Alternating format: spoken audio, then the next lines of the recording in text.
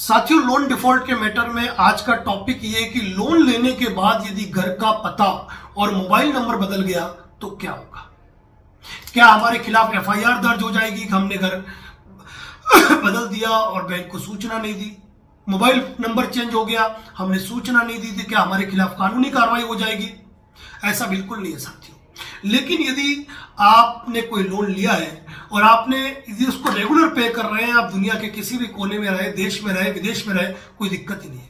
क्योंकि जब आप लोन टाइम पे करोगे ना, तो बैंक आपको रिकवरी के लिए फोन करेगा ही नहीं, आपको याद करेगा ही नहीं, और याद करेगा तो आपको टॉप अप लोन देने के लिए याद करेगा। भाई हमारा बेस्ट क्लाइंट है, हमारा बेटर क्लाइंट है, इसको और लोन दो ताकि बैंक बेनिफिट में रहे। लेकिन यदि आप लोन डिफॉल्ट हो चुके हैं और किन्हीं विषम परिस्थिति और आर्थिक हालातों के चलते लोन नहीं भर पा रहे हैं, जिस प्रॉपर्टी पर रहते थे वो किराए की थी या आपकी थी या बिक गई और आप उस जगह पे नहीं रहते हैं, तो ऐसी अवस्था के अंदर यदि आपका घर का पता बदल गया है तो कोई एफआईआर दर्ज नहीं होती है, क्योंकि धोखाधड़ी नहीं है। आपने जिस समय जो डॉक्यूमेंट दिए थे उस समय वो एड्रेस था, बाद में चेंज हो गया।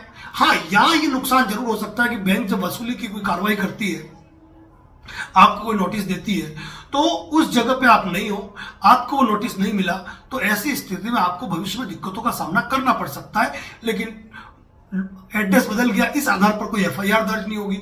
फोन नंबर चेंज हो गया, कंपनी आपसे बात नहीं कर रही है, इस आधार पर कोई एफआईआर दर्ज नहीं होती। आपका फोन है, आपका अधिकार है, आप जिससे बात करना चाहे करें, नहीं करें।